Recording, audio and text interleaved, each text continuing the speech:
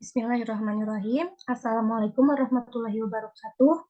Kami dari kelompok 9 akan mempresentasikan tentang pluralisme dan toleransi yang beranggotakan Isya Janat Tisaniyah, Elmira Yuliana, Isma Rulianti, dan Fadila Ulia Tohani. Untuk pembahasan pertama akan dipaparkan oleh Saudari Risya, dipersilahkan.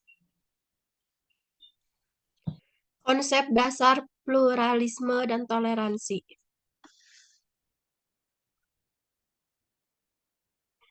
Konsep dasar pluralisme.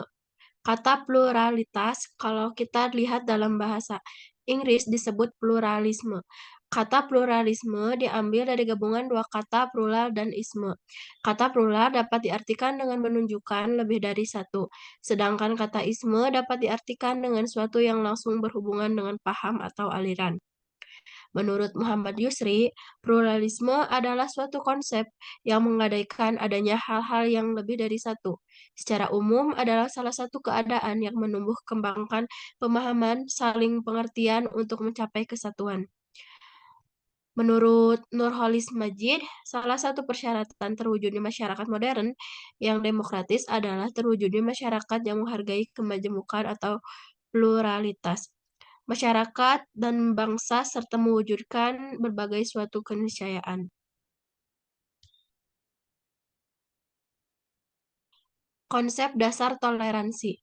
Menurut bahasa Arab, tasamuh yang mempunyai arti maaf atau lapang dada dan ampunan. Kamus Besar Indonesia, toleransi diartikan sebagai sifat atau sikap menggang, menghargai, membiarkan, membolehkan pendirian, pendapat, pandangan, kepercayaan, kebiasaan,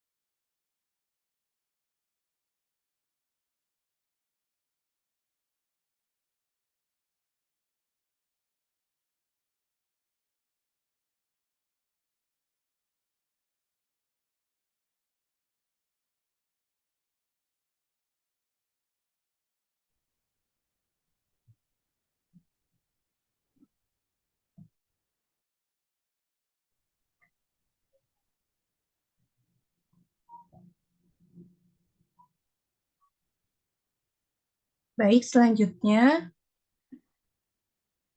akan dipaparkan oleh saya sendiri. Yang selanjutnya yaitu landasan terkait pluralisme dan toleransi.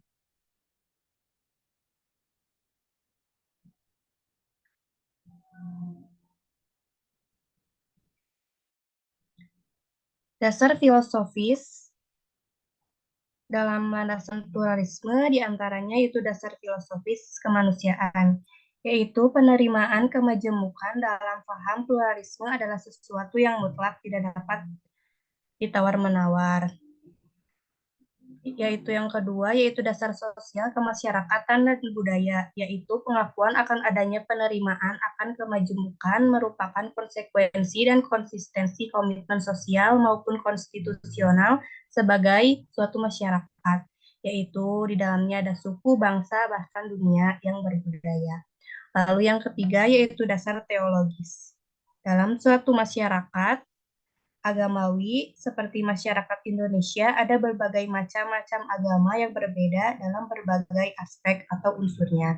Dan kemujukan harus diterima sebagai konsekuensi dari nilai-nilai luhur dan gambaran sang ilahi atau Allah yang maha baik serta cita-cita atau tujuan mulia dari setiap agama dan para penganutnya.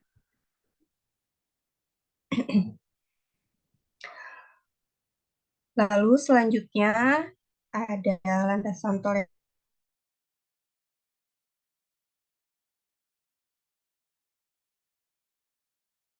menolong dengan sesama manusia. Hal ini menggambarkan bahwa umat Islam diperintahkan untuk menjaga kerukunan umat beragama, baik yang seagama maupun yang berbeda agama. Hal ini menunjukkan bahwa Islam adalah agama yang menghormati agama lain. Adapun dalil yang menjelaskan hal tersebut terdapat dalam 3 ayat, yaitu 3 surat, yaitu yang pertama dalam Quran surat Al-Baqarah ayat 256. Pada ayat ini dijelaskan bahwa kita tidak boleh memaksa orang lain untuk masuk agama Islam. Allah menghendaki agar orang yang masuk Islam secara sukarela, ikhlas, dan tanpa paksaan. Lalu selanjutnya yang kedua dalam Quran surat Al-Hujurat ayat 13. Dalam ayat ini dijelaskan bahwa Allah menciptakan manusia dari seorang laki-laki atau Adam dan seorang perempuan atau Hawa, dan menjadikannya berbangsa-bangsa, bersuku-suku, dan berbeda-beda warna kulit, bukan untuk saling mencemoohkan, tetapi supaya saling mengenal dan menolong. Lalu selanjutnya dalam Quran surat Al-Kafirun ayat 1-6. Pada ayat ini menjelaskan perbedaan secara jelas antara keislaman dan kekufuran, sekaligus meletakkan dasar utama bagi terciptanya kerukunan antar pemeluk atau kepercayaan, yang intinya adalah mempersilahkan masing-masing melaksanakan ajaran agama dan kepercayaannya tanpa saling mengganggu. Tujuannya adalah menciptakan hubungan harmonis dalam kehidupan masyarakat plural tanpa penyatuan atau pencampur bauran ajaran-ajaran agama. Sehingga beberapa ayat Al-Quran tadi menerangkan ungkapan yang sangat tegas dan gamblang mengenai pandangan Islam terhadap kebebasan beragama dan berkeyakinan, yang merupakan ciri kebebasan manusia yang paling utama. Baik, selanjutnya akan dipaparkan oleh Isma Rulianti. Saya persilahkan.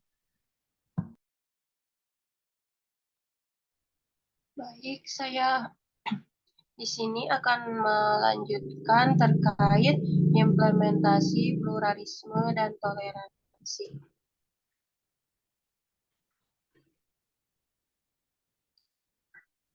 Yang pertama ada tentang implementasi pluralisme. Pluralisme sangatlah dihargai dalam agama Islam, yaitu dasarnya terkandung di dalam Quran surat Al-Baqarah ayat 62, yang artinya sesungguhnya orang-orang yang beriman, orang-orang Yahudi, orang-orang Nasrani, dan orang-orang Sabi'in, siapa saja di antara mereka yang beriman kepada Allah dan hari akhir dan melakukan kebaikan, mereka mendapat pahala dari Tuhannya. Tidak ada rasa takut pada mereka dan mereka tidak bersedih hati. Masyarakat terdiri dari berbagai macam agama, komunitas yang beragam dan berbeda. Dengan keragaman dan perbedaan tersebut ditekankan perlunya masing-masing berlomba pada kebaikan. Next. Konsep Al-Quran tentang pluralisme agama yang sudah tertera dalam Islam. Berikut ini implementasi beserta pandangan Al-Quran tentang pluralisme agama. Yang pertama ada mengakui eksistensi agama lain, terdapat dalam Quran Surat An-Nahl ayat 93. Yang kedua ada memberinya hak untuk hidup berdampingan sambil menghormati pemeluk agama lain, terdapat dalam Quran Surat Al-An'am ayat 198. Dan yang ketiga ada menghindari kekerasan dan memelihara tempat-tempat beribadah umat beragama lain. Terdapat dalam Quran Surat Al-Hajj ayat 4. Dan poin keempat, tidak memaksakan kehendak kepada penganut agama lain. Terdapat dalam Quran Surat Al-Baqarah ayat 229. Poin kelima, mengakui banyaknya jalan yang dapat ditempuh manusia dan perintah berlomba-lomba dalam kebaikan. Terdapat dalam Quran Surat Al-Baqarah ayat 148. Dan poin terakhir yang keenam, Islam mengakui umat manusia di atas dunia tidak mungkin semuanya sepakat dalam segala hal itu, termasuk hal-hal yang menyangkut keyakinan agama. Terdapat dalam Quran Surat Hud ayat 18-19. Next. Baik, materi selanjutnya akan dilanjutkan oleh rekan saya, Fadila Ulia Tahani. Kepadanya saya persilahkan. Baik, akan saya lanjutkan implementasi toleransi. Dalam implementasi sikap toleransi harus didasarkan pada sikap lapang dada terhadap orang lain dengan menghormati prinsip-prinsip dasar pemulihan kerukunan umat beragama. Dengan kata lain, pelaksanaan hubungan toleransi tidak menyangkut persoalan mendasar, melainkan aspek detail dan teknis. Hal tersebut juga dijelaskan pada Quran Surat Al-Hujurat ayat 13. Berikut contoh sikap toleransi agama. Yang pertama, tidak memaksa dalam beragama, menghormati perayaan hari besar agama lain, saling menghargai dan menghormati agama, tidak saling membenci umat agama lain. Menurut Abraham William, bentuk perilaku kehidupan dalam keberagaman agama diantaranya diwujudkan dalam bentuk sebagai berikut. Yang pertama, melaksanakan ajaran agama yang dianutnya dengan baik dan benar. Lalu menghormati agama yang diyakini orang lain, tidak memaksakan keyakinan agama yang dianutnya kepada orang lain, toleran terhadap pelaksanaan ibadah yang dianut pemeluk agama lain.